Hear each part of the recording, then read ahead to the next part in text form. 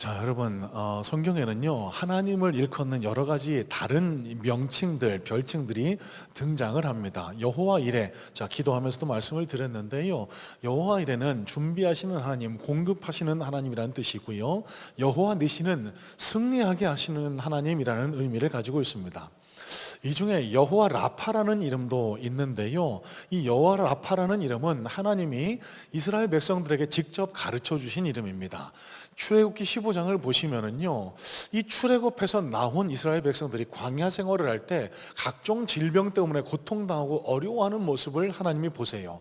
마음이 너무 아프셔서 그냥 내버려 두지를 못하십니다. 그들을 치유하고 고치시겠다 약속하시면서 알려주신 이름이 여호와 라파라는 이름입니다. 자, 여러분, 이런 맥락에서요, 이 여호와 라파의 하나님이 이 이름을 주시면서 하신 약속에 오늘을 살아가는 저와 여러분들도 포함된다라고 믿습니다. 무슨 의미일까요? 하나님은 이 땅을 살아나가는 하늘 백성인 저와 여러분들의 고통을 그냥 모른 척하지 않으시고 우리의 질병, 우리의 고통을 고치시고 회복시키시고 치유하신다는 약속이 이 여호와 라파라는 이름에 들어있다는 사실입니다. 신실하신 하나님께서는요, 당신의 약속을 독생자 아들 예수 그리스도를 보내심을 통해 이루어 나가기 시작하셨는데요.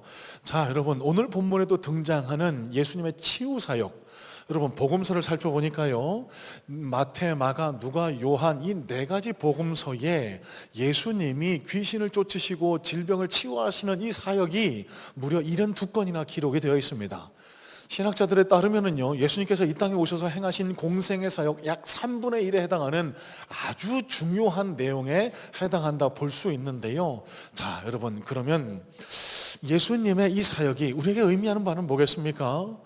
예수님께서는요, 이 땅에 오셨을 때, 예수님께서 이 땅에 오신 중요한 목적 중에 하나는 이 땅 가운데 당신의 백성들이 겪을 수 있는 고통, 아픔, 질병 이런 것들로부터 우리를 자유하고 해방시켜서 우리를 위로하고 치유하시기 위한 목적이 있다라는 사실을 우리가 깨달으실 수 있어야 돼요. 자, 여러분, 오늘은 예수님께서 행하신 치유와 죽기 사역에 대한 내용을 함께 나누게 될 텐데, 이 말씀을 통해서 우리는 무엇을 깨닫고 어떤 마음을 가져야 할까, 말씀을 조금 더 깊이 살펴보면서 하나님께서 이 본문 말씀을 통해서 우리에게 깨닫기를 원하시는 하나님 나라의 교훈을 저와 여러분 삶과 심령 속에 깊이 새겨나가게 되기를 소망합니다. 자, 먼저 23절로 26절 말씀 다시 한번 눈으로 보시길 바랍니다. 23에서 26절, 마침 그들의 회당에 더러운 귀신 들린 사람이 있어 소리질러 이르되 나사렛 예수여, 우리가 당신과 무슨 상관이 있나이까? 우리를 멸하려 왔나이까? 나는 당신이 누구인 줄 아노니 하나님의 거룩한 자니이다. 예수께서 꾸짖어 이르시되 잠잠하고 그 사람에게서 나오라 하시니 더러운 귀신이 그 사람에게 경련을 일으키고 큰 소리를 지르며 나오는지라. 자, 여러분, 예수님께서 요한에게 세례를 받으시고 제자들을 부르신 이후에 가버나움이라는 동네 가서 처음 사역을 시작하셨을 때 일어났던 일입니다. 회당, 지금으로 말하면 이 장소 예배당에서 말씀을 가르치실 때, 설교하실 때 갑자기 어떤 사람이 벌떡 일어나더니 예수님 앞에 이렇게 소리 지르는 거예요. 나사렛 사람 예수님, 당신은 하나님의 아들이십니다. 우리를 쫓아내려고 여기 오셨습니까? 왜 우리를 상관하십니까? 여러분, 그러면 예배 분위기가 얼마나 좀 썰렁해질지 상상이 되세요? 조금은 의아한 것이, 아니, 거룩한 하나님의 전에 주일날 예배 드리는데 웬 귀신 들린 사람이 그 안에 앉아 있었느냐? 충분히 가능한 일입니다. 자, 예수님께서 그 사람에게 귀신이 있음을 보시고 귀신에게 명령하십니다. 그 사람에게서 즉시 나가라 했더니 그 사람을 붙들고 있던 그 악한 영 귀신이요, 그 사람을 경련하게 합니다. 부르떨게 합니다. 그러면서 떠나갔다라고 하는 내용이 오늘 우리가 함께 살펴본 본문의 전반부에 기록이 되어 있습니다. 자, 여러분, 제일 먼저 예수님은 공생의 사역을 시작하시면서 제일 먼저 하신 일이 죽기 사역, 귀신을 물리치셨어요. 귀신을 내어 쫓으셨어요. 자, 그러면 우리에게 제일 먼저 주어진 과제입니다. 이 귀신이라는 존재를 어떻게 받아들이고 어떻게 대응해야 할 것인가? 자, 먼저 묻습니다. 여러분, 귀신이 있을까요? 없을까요? 있어요라고 하시는 분도 계시고 없어요라는 분도 계시고, 예, 여러분, 저와 여러분들은 그리스도인입니다. 그리스도인들에게 있어서 최고의 권위는 뭘까요? 하나님의 말씀입니다. 성경을 하나님의 음성 말씀으로 받아들이는 거죠. 자, 그러면 우리가 이해하고 받아들일 수 있는 것만 받아들이고 그렇지 못한 것은 선별적으로 내어버린다? 여러분, 거기서부터 잘못된 복음, 이단 변종 복음이 출발합니다. 여러분, 성경은 분명히 귀신의 존재에 대해서 인정하고 가르치고 있습니다. 오늘 본문에서뿐만 아니라 복음서 곳곳에, 심지어는 사도행전과 여러 성경의 구석구석에 귀신의 존재에 대해서 인정하고 귀신이 사람을 사로잡을 수 있다라고 그렇게 가르치고 있거든요. 사도행전 16장을 예로 한번 들어보겠습니다. 여러분 잘 아시는 대로 바울이 2차 전도여행 때 빌립보라는 지역에 가서 사역할 때 일입니다. 그곳에 귀신 들린 종이 하나 있다라고 성경은 소개해요. 지금으로 말하면 무속인입니다. 귀신에 들려서 점을 치는 거예요. 그 점이 기가 막히게 맞으니까 사람들이 점 보러 자꾸 가는 겁니다. 아직도 교회를 다니시면서 점 보러 다니시는 분들이 계신데 그 귀신에게 자기의 영을 내어 맡기는 결과 될 거예요.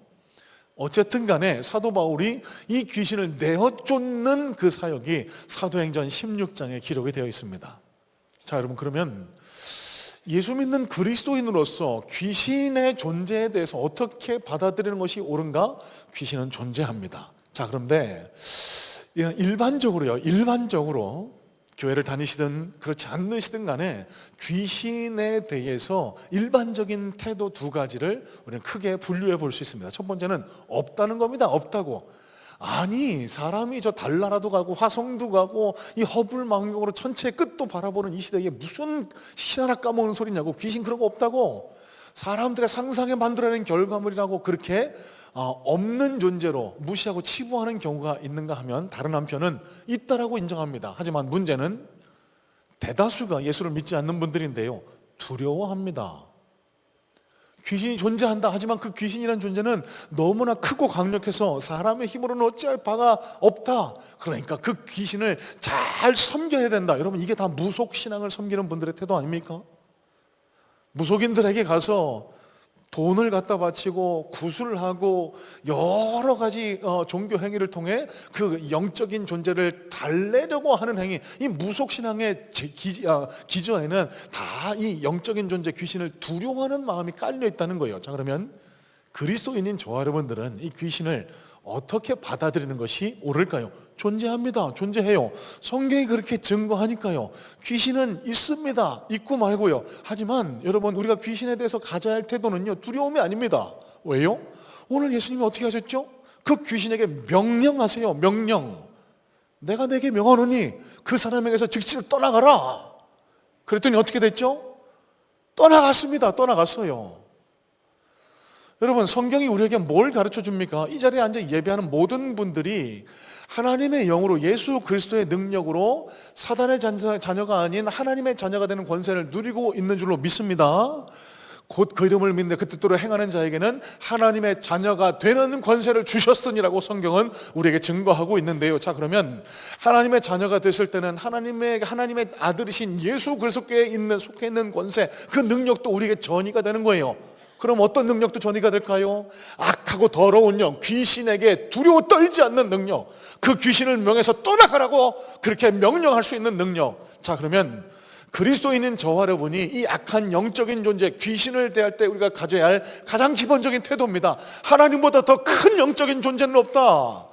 악한 영이 나를 괴롭히고 사로잡을 수 있을지 몰라도 이 악한 영아, 내가 예수의 이름으로 내가 명하노니 모든 묶임을 놓고 떠나갈지어다. 명령해서 물리치는 담대한 신앙 가지시기를 주님의 이름으로 축복합니다. 주일날 교회 왔더니 무슨 귀신 얘기를 했었고, 야, 이 교회는 참 희한하다 이렇게 생각하실지 모르겠어요. 여러분, 당연합니다. 우리가 과학의 시대, AI가 세상을 지배할지도 모르는 시대를 지금 살아가고 있는데 웬 영적인 존재, 귀신 이런 거에 대해서 지금 우리가 말씀을 살펴보고 설교를 들어야 할까? 여러분, 조금 여러분의 이런 답답한 마음을 해결해 드리기 위해서 이 과학적인 그런 접근 방법으로 이 오늘 본문을 다시 한번 해석해 볼 수 있으면 좋겠습니다. 정신과 전문의이자 그리스도인인 한 의대 교수가 있었습니다. 정신과 전문의이기도 하고요, 김진이라는 교수가 책을 하나 엮어서 펼쳐냈는데요, 그 책의 이름이 정신병인가 귀신 들림인가 라는 제목이었습니다. 정신병인가 귀신 들림인가. 여러분 이 책의 주제는 명확합니다. 많은 무속인들도 그렇고 때때로 이단, 신비주의에 빠져있는 교회, 그리고 심지어 정상적인 교회에서도 사람들이 앓고 있는 여러 가지 정신적인 질환들을 귀신 들림이라고 해석해서, 여러분 뭐 궁금한 와이나 여러 가지 탐사 루포를 통해서 경험하셨죠? 그냥 그 귀신을 떠나가게 한다라고 막 때리고 막 이상한 행위를 하다가 더 불행한 사태를 초래하는 것, 이러한 사태를 막고자 진짜 귀신 들림인지 아니면 정신병인데 귀신 들림이라고 착각하는 건지를 여러 가지 사례를 스터디해서 그 결과를 밝혀보고자 했던 거예요. 철저하게 의학도적인 관점입니다. 그리스도인이긴 하지만 이분은 의학도예요. 의사입니다. 정신과 전문입니다. 교수예요. 이분이 여러 가지 사례를 지켜보고 체험하고 스터디한 결과 이렇게 결론을 냅니다. 제가 한번 이 책의 내용 중 일부를 한번 인용해 볼 텐데 잘 들어보세요. 질병은 죄에 의해 들어왔습니다. 그리고 그 죄는 사탄에 의해서 시작됐죠. 예수님은 1차적인 원인인 사탄 혹은 그의 졸개인 귀신을 제압하실 수 있기 때문에 그들을 제압하심으로써 치료를 하셨습니다. 하지만 보통의 인간은 일반 은총의 은혜 안에서 2차적인 원인인 병인을 제압함으로써 치료를 할 수 있습니다. 그렇다면 귀신 들림에 의한 정신 이상이 따로 있고 정신병에 의한 정신 이상이 따로 있는 것이 아니게 됩니다. 사실상 같은 것입니다. 자, 여러분, 이분이 이 책에서 주장하는 바는 이렇습니다. 많은 그런 무속인들이, 때때로는 목회자들이 귀신이 들렸다라고 주장하는 사례의 많은 경우가 실제로는 정신의학적으로 분석해 볼 때 정신질환의 일환일 경우가 많다라는 거예요. 그러니까 이걸 혼돈해서 그거를 영적인 문제로만 바라보고 영적으로 치료하려다가 더 안타까운 경우를 만나게 되는 사례가 발생할 수 있다는 겁니다. 그럴 때에는 정신과를 찾아서 약물 치료를 받든지 혹은 상담사에게 상담을 받든지의 방법을 통해서, 과학적인 방법을 통해서 많이 도움을 받을 수 있다라고 그렇게 주장을 합니다. 하지만 여러분, 이분의 결론은 다릅니다. 이분이 숱한 정신병 질환자들을 경험하면서 임상을 거친 결과 많은 분들이 정신병으로 와서 치유받고 호전되는 경우를 보기는 하지만 현대의학, 의학적인 처방이 궁극적인 치료는 될 수 없다라고 그렇게 결론을 냅니다. 실제로 이분은 귀신 들린 사례도 경험을 했고요, 아무리 센 약물을 투여하고 아무리 오랜 시간 상담을 해도 고쳐지지 않는 경우가 있다라고. 그래서 이분의 결론은요, 결국 복음 외에는 인간을 궁극적으로 치료할 수 없다라고 그렇게 결론을 내립니다. 여러분, 무슨 말일까요? 여러분, 하나님이 주신 의학도 일반 은총입니다. 그런 의학의 도움을 받는 게 하나님을 믿지 않는 게 아니에요. 도움을 받으셔야 합니다. 하지만 이 세상에 분명히 존재하는 것은 인간이 의학으로, 인간이 과학으로 합리적으로 밝혀낼 수 없는 부분이 분명히 존재한다는 겁니다. 그래서 이분이 이 책에서 결론을 이렇게 짓습니다. 복음이 아니고는 절대 인간을 궁극적으로 치료할 수 없다라고.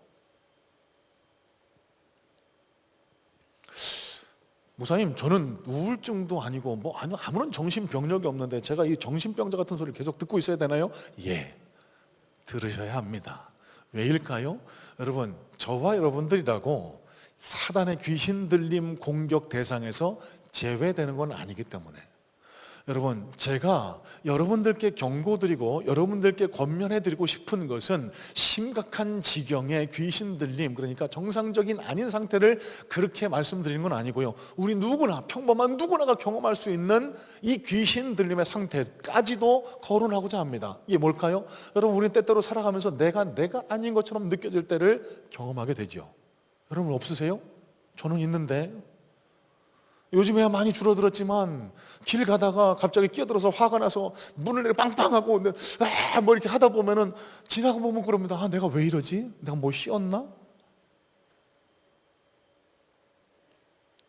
그토록 사랑하는 아내에게, 그토록 사랑스러운 자녀에게 갑자기 험한 말이 나가고 갑자기 그들의 인격을 짓밟는 그런 행동이 나가고, 여러분, 그러면 그때 드는 생각이 뭐죠? 내가 뭐 씌었나? 내가 왜 이러지? 여러분, 누구나 다 이런 경험을 할 수 있다는 겁니다. 왜 그러면 우리 안에 이런 일들이 발생하게 될까요?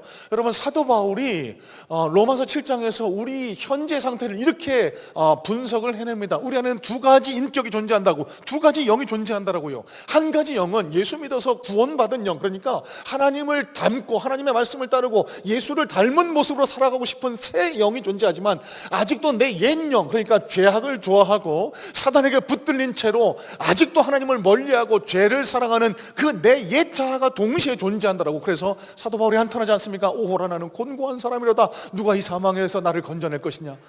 여러분, 저와 여러분들도 지금 이 땅을 살아가는 동안에는 이 중간 상태를 벗어날 수 없습니다. 그러면 우리가 옛 자아가 존재하는 이상 때때로 우리는 악한 영, 귀신에게 사로잡혀서 진짜 내가 원하는 모습이 아니라, 진짜 내가 바라보는 모습이 아니라 내가 아닌 행동을 할 때, 내가 아닌 말을 할 때, 내가 아닌 모습처럼 비춰질 때가 생길 수 있다는 겁니다. 성경은 그때를 가리켜 귀신 들림이라고 포괄적으로 규정을 합니다.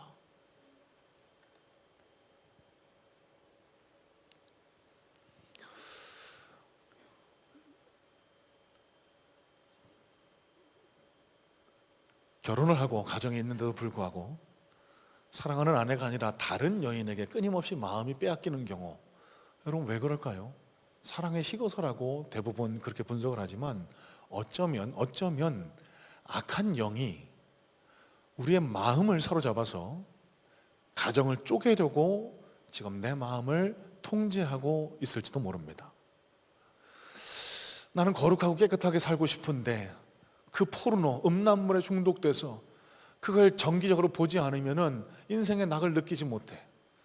이 쇼츠, 릴스, 이런 짤막한 그런 도파민 중독에서 나는 헤어나오지 못해.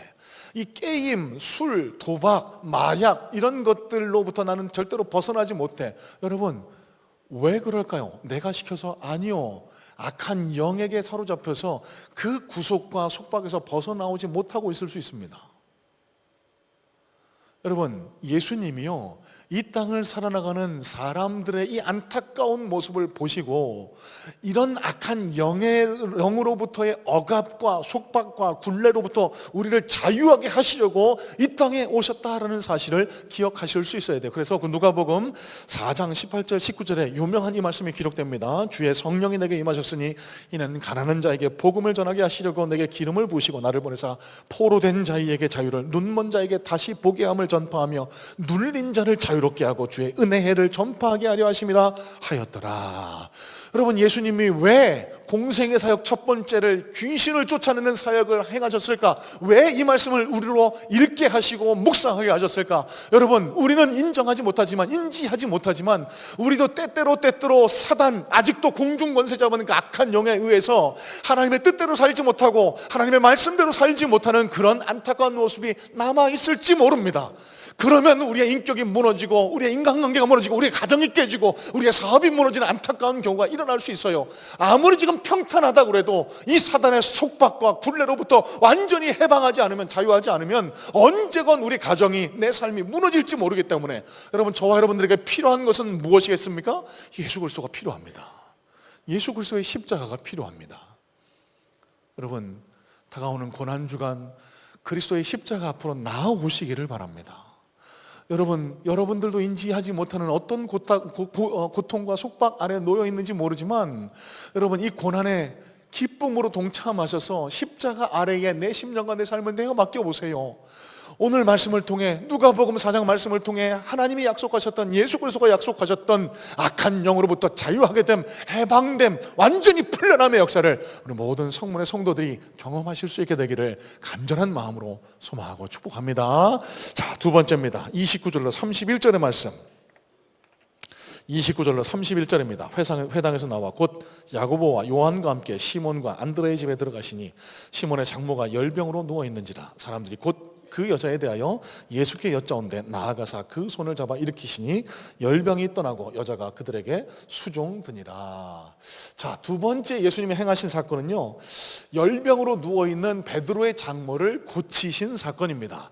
자, 베드로의 장모가 어떤 병을 앓았다고 기록을 하고 있죠? 열병. 영어 성경을 보니까요, fever라고 기록을 하고 있습니다.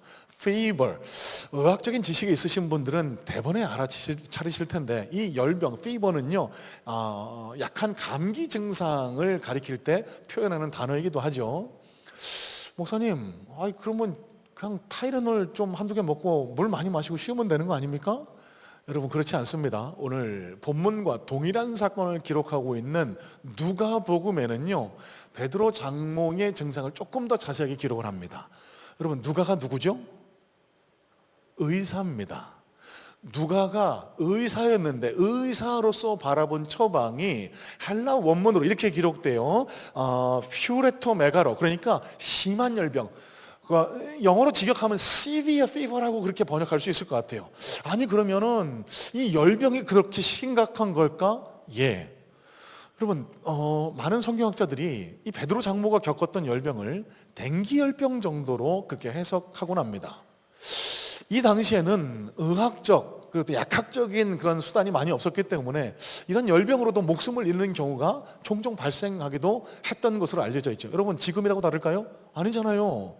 이런 피버 우리도 경험하지 않으셨습니까? 코로나 바이러스. 이 왠지 모를 이 바이러스가 등장해서 저도 2번이나 지나갔는데 많이 아프더라고요. 이 코로나 바이러스 때문에 생명을 잃으신 분도 많이 계시지 않습니까? 자, 그런데 이 사경을 헤매는, 이 열병으로 사경을 헤매는 베드로 장모에게 예수님이 다가가십니다. 그러더니 예수님이 어떻게 하시죠? 그 손을 잡아 일으키시니 그녀가 어떻게 했다고요? 곧 일어나 수종들었다라고. 뭘 의미하죠? 베드로 장모가 앓고 있던, 사경을 헤매던 그 베드로 장모에게 해결될 수 없었던 그 육신의 질병이 그 즉시로 떠나갔다. 여러분, 다시 한번 질문하겠습니다. 여러분들은 예수 그리스도의 능력으로 말미암아 인간이 고칠 수 없는 질병을, 인간이 해결할 수 없는 질병이 낫고 치유되고 회복될 수 있다는 것을 믿으십니까? 아멘. 아멘 하시는 분도 있고 안 계신 분도 계신데, 여러분, 성경이 우리에게 가르쳐 줍니다. 질병도 예수의 권열에 순복한다고요. 예수님께서 손을 대시면 그 질병이 떠나갈 수 있다고요. 여러분, 저는 소망합니다. 함께 신앙생활하는 많은 우리 성문의 성도님들에게도 이런 놀라운 간증이 생길 수 있으면 좋겠어요. 도저히 안 될 것 같은데, 여러분, 빨리 통일이 됐으면 좋겠습니다. 트럼프가 빨리 마음을 바꿔서 관세를 다 철회했으면 좋겠습니다. 이런 큰 기도 제목도 좋지만, 그거보다 내 생활과 밀접한 그런 기도의 제목, 우리 자녀가 아플 때, 내 남편이 아플 때, 누군가 가족이 아플 때 하나님 앞에 간절한 마음으로 가지고 그 문제를 가지고 나오셔서 기도하니 하나님께서 낫게 해주셨다라는 이 간증, 이런 놀라운 치유의 역사가 저와 여러분들에게 많이 경험될 수 있게 되기를 주님의 이름으로 축복합니다. 여러분, 이게 신앙의 재미고 이게 신앙의 힘을 더해줘요. 자, 여러분, 그런데 우리가 이 치유 사역에 있어서 한 가지 주의해야 할 점이 있습니다. 한 가지 오해를 좀 덜어내야 할 주제가 있어요. 많은 분들이 신앙생활 하시면서 이런 점을 궁금해 하실 수 있습니다. 아니, 저 사람은 기도했더니 질병이 낫게 해주시는데 왜 나는 기도해도 질병이 안 낫지? 아니, 저 사람은 기도했더니 응답을 주시는데 왜 나는 그렇게 기도했는데, 오래 기도했는데도 내 기도는 응답하지 않으시지? 하나님, 저 사람은 더 사랑하시고, 저 사람은 권사라서, 장로라서, 믿음이 더 좋아서 저 사람의 기도는 응답하시고 나는 헌금 많이 못해서, 나는 아직 직분이 안 돼서 하나님 나를 덜 사랑하셔서 나는 치유되지 못하는 건가? 여러분, 맞을까요? 전혀 아닙니다. 절대로 맞지가 않습니다.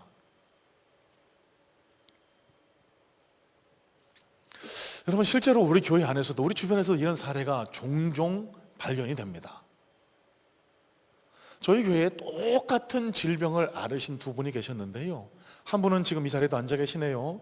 완전히 나아서 정상적인 생활로 건강하게 생활하고 계시지만, 또 다른 한 분은 하나님이 데리고 가셨어요.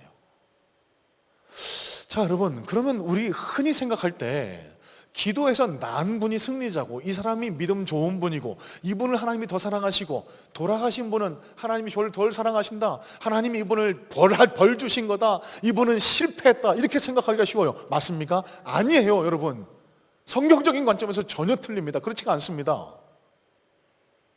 여러분, 하나님이 우리를 당신의 자녀 삼으신 최종적인 목표를 한번 생각해 보세요. 하나님이 우리를 왜 그리스도인으로 부르셨을까요? 이 땅에서 잘 먹고 잘 살고 평안하고 좋은 복을 누리게, 여러분, 예, 맞습니다. 하지만 일부입니다. 일부. 하나님의 최종 목적은 어디에 있을까요? 하나님은요, 우리가 이 땅에서 잘 먹고 잘 살고 평안하고 건강 이런 거에 그닥 관심이 많이는 없으세요. 당신의 백성들이 아프면 하나님도 마음 아프시고 눈물 흘리시고 안타까워 하시지만요, 하나님께서 저와 여러분들을 부르실 때 하나님의 최종적인 목표 관심은 우리를 부활로 이끄시는 것입니다. 이 땅에서의 삶을 다 통과한 이후에 영원한 하나님 나라에 들어가서 그 부활의 관문을 넘어 하나님과 함께 영원한 생명을 누리는 것, 여러분, 하나님이 우리를 구원하신 목적이 바로 여기에 있다는 거예요. 여러분, 그래서 어떤 분들은 이 땅에서 그 치유를 경험하는 것이 그 믿음을 위해서, 그 주변인들을 위해서 더 낫다라고 판단하시는 경우에 의학으로도 낫게 하실 수 없는 병을 하나님이 낫게도 하십니다. 하지만 어떤 경우에는요, 그 모든 상황을 고려할 때 이 땅에 남아있는 것보다 빨리 하나님 나라에 들어가는 것이 낫겠다. 여러분, 이 판단은 누가 하시죠? 하나님의 주권 아래 있습니다. 하나님이 하시는 거예요. 하나님의 뜻에 의해서 그 부활을 먼저 통과하셨을 뿐입니다. 그러니 기도를 했는데 기도 응답을 못 받고 돌아가셨다, 그분이 망한 게 아니에요. 실패한 게 아니에요. 하나님의 저주받은 게 아닙니다. 어쩌면 하나님의 사랑을 더 풍성히 누린 결과일지도 모른다는 거예요. 자, 여러분, 여기서 두 번째 문제가 파생이 됩니다. 그러면 왜 그리스도인들이 질병 앞에서 기도하지 않을까? 왜 많은 그리스도인들이 질병 앞에서 기도하지 않을까요? 첫 번째는 불신앙이죠. 에이, 무슨 병원 가야지, 병원 무슨 기도한다고 뭐가 나? 여러분, 이런 문제도 있을 수 있습니다. 여러분, 물론 잘못된 태도는 아닙니다. 하나님의 일반 은총도 하나님의 은사, 하나님의 은혜이기 때문에 의학적인 도움도 받으셔야 돼요. 근데 많은 분들이 기도하지 않는 중요한 원인이 뭔 줄 아세요? 응답 못 받을까 봐, 실망할까 봐. 여러분, 혹 이 자리에 그런 마음을 갖고 계신 분 계시거들랑 그런 의심의 마음, 그런 불신앙의 마음을 다 내버리시기를 주님의 이름으로 축복합니다. 여러분, 질병 앞에 하나님은 우리가 우물쭈물하라고 명령하지 않으세요. 사랑하는 자녀들아, 너희가 뜻하지 않은 질병 앞에 마음이 무너졌니? 고통당하고 있니? 힘드니? 그러면 하나님 뭐라고 명령하실까요? 기도해라라고 성경에 줄기차게 명령하고 계십니다. 자, 성경 한 구절을 볼까요? 야고보서 5장 14절입니다. 너희 중에 병든 자가 있느냐? 그는 교회 장로들을 청할 것이요, 그들은 주의 이름으로 기름을 바르며 그를 위하여 기도할지니라. 여러분, 성경이 뭐라고 기록하죠? 기도하라, 기도하라, 기도하라. 자, 여러분, 그런데 우리가 실망할까 봐, 응답받지 못할까 봐 기도 안 한다? 여러분, 아예 가능성이 닫혀버립니다. 기도하세요. 기도하시고, 우리가 소망할 것은 하나님의 긍휼하심의 역사가, 하나님의 긍휼하심의 은혜가 내게도 임하게 해달라고 소망하는 것, 이게 우리가 가질 수 있는 마지막 태도입니다. 하나님, 내 기도 응답 안 하시면 나 교회 안 다닐 거예요. 하나님, 난 안 낫게 해주시면은 나 진짜로 이번에는 진짜로 교회 안 나올 거예요. 여러분, 이거 교만한 자세라는 걸 아세요? 하나님의 결정 권한까지 내게 가져오겠다라는 그런 말로 해석될 수 있습니다. 내가 하나님이 되겠다는 겁니다. 여러분, 기억하세요. 이제 곧 나눌 말씀이기도 하지만 하나님은요, 우리 이 세상 만물의 창조주이시고 저와 여러분을 창조하신 분이시기도 합니다. 하나님께서 못 고치시는 병이 뭐가 있으실까요? 저와 여러분들이 해야 할 일은 하나님이 나를 불쌍히 여겨달라고, 긍휼히 여겨달라고, 하나님 내게 나를 통해서 이 치유의 역사를 통해서 하나님의 영광이 드러나게 해달라고 하나님 앞에 간절히 기도하는 것. 여러분, 우리 성문의 많은 성도님들 주님의 이 질병 앞에 주님께 매달려 간구하고 기도하심으로 하나님의 놀라운 능력의 역사를 많이 체험하시고, 그래서 하나님 살아계심을 실제로 경험하시고 주의 복음의 영광의 전달자로 살아가실 수 있는 그런 복된 그리스도인들 되시기를 주님의 이름으로 소망하고 축복합니다. 자, 마지막입니다. 마지막이 중요한데요, 32절로 34절에 이런 말씀이 기록됩니다.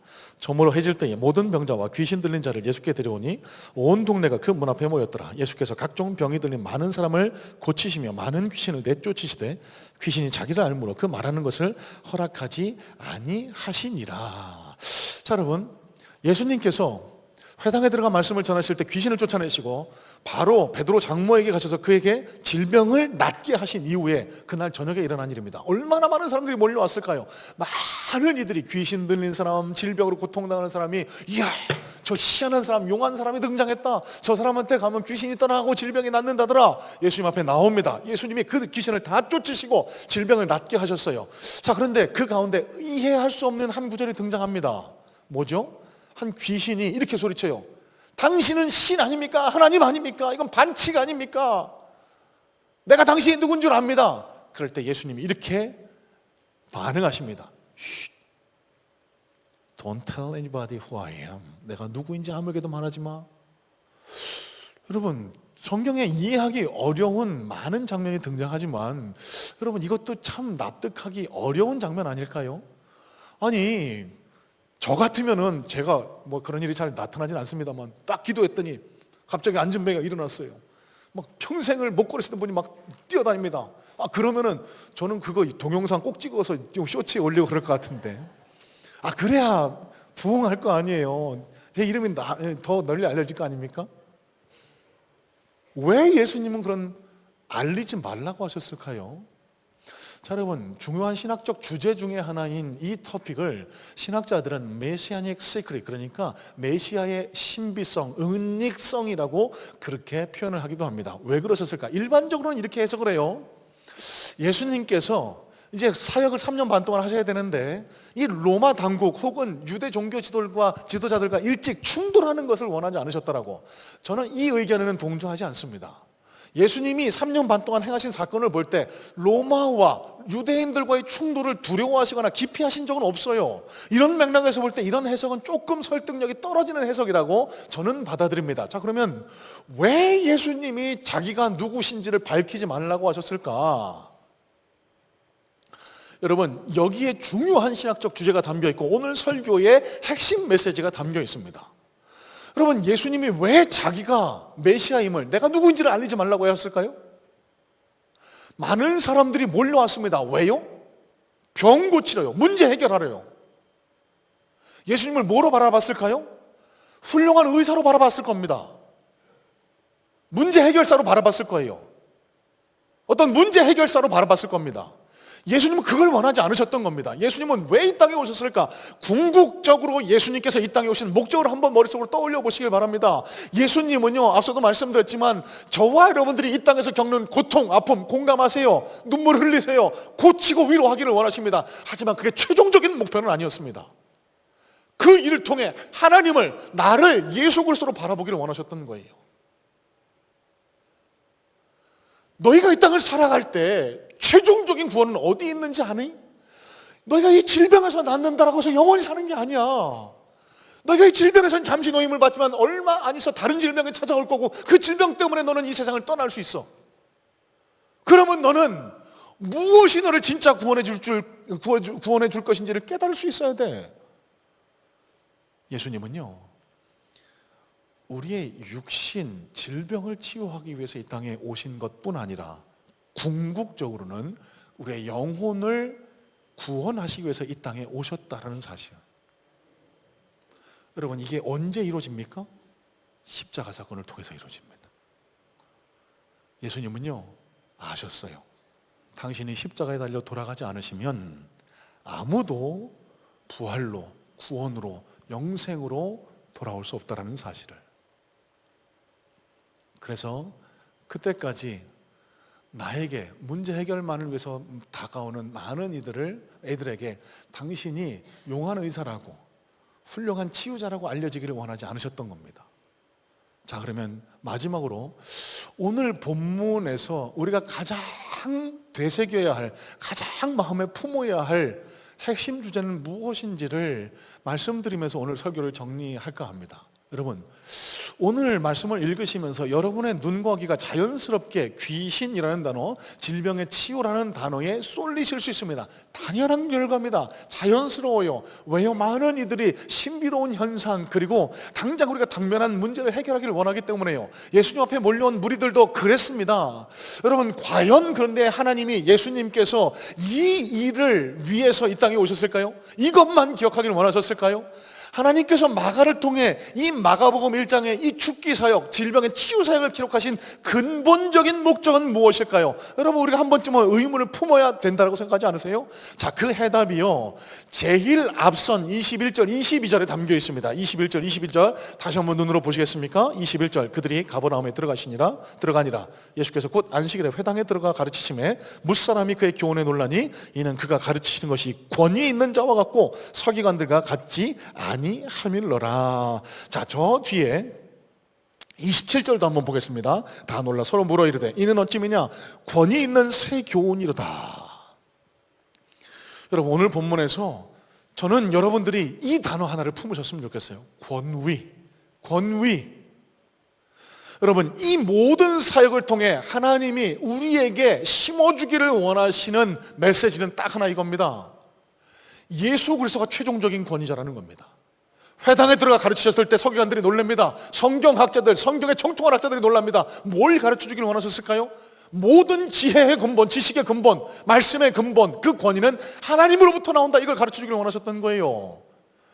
그 더러운 귀신 들린 사람에게서 귀신을 쫓아내주셨습니다. 여러분, 이건 뭘 가리킬까요? 인간이 겪고 있는 모든 정신적인 질환들, 영혼적인 문제들, 그 질환들에 대한 최종적인 권위는 나 예수 그리스도 하나님이 갖는다라는 것을 보여주기를 원하셨던 겁니다. 육신의 질병 걸린 베드로의 장모를 고쳐주셨습니다. 여러분, 이 사건을 통해 하나님이 우리에게 알려주기를 원하시는 것은요, 저와 여러분의 육신의 생명도 그 권위도 예수님께 달려있다는 것을 이 구절을 통해 알려주기를 원하셨던 거예요. 자, 여러분, 늘 드리는 말씀입니다. 저는 우리 성문의 성도님들이 행복하셨으면 좋겠습니다. 행복하셨으면 좋겠어요. 고통 가운데 노임을 얻고 여러 가지 눌림과 억압으로부터 자유함을 얻고 귀신으로부터도 해방되고 질병으로부터도 자유하게 돼서 더 이상 고통당하지 않고 마음 아파서 눈물 흘리는 그런 일이 없었으면 좋겠습니다. 여러분, 제가 할 수 없는 일, 제가 방법은 알려드릴 수 있습니다. 여러분, 오늘 말씀을 통해서 깨달을 수 있는 방법은 뭘까요? 이것 하나 기억하시길 바랍니다. 예수 그리스도 권위 아래 놓이기. 예수 그리스도의 권위 아래 놓이기.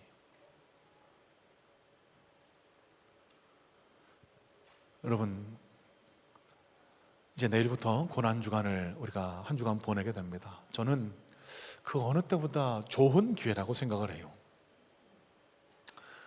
예수님이 우리를 때문에 십자가에 달리시기 전 고난당하셨던 주간을 기념하면서 우리가 고난주간에 이 고난 행렬에 동참하게 될 텐데, 우리는 끊임없이 예수님으로부터, 하나님부터 멀어지려고 하는 습성을 가지고 있습니다.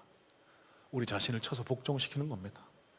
그래서 하나님으로부터 벗어나려는 우리 자신을, 우리의 심령을, 우리의 육신을, 우리의 문제를 예수 그리스도 권위 아래 가져다 놓는 것, 여러분, 이게 이번 한 주간 동안 저와 여러분이 해야 할 일이라고 믿습니다.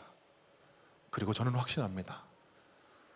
우리 삶의 모든 영혼과 육체의 권위자, 최종적인 능력자 되신 예수님 앞에 우리의 모든 문제를 가지고 나왔을 때, 그분의 권위 아래 우리의 문제를 내려놓을 때, 우리를 사랑하시는 예수님께서 우리를 긍휼히 여기시고 저와 여러분들에게 모든 속박과 억압의 사슬로부터 자유하게 되는 놀라운 은혜를 베풀어 주실 줄로 믿습니다.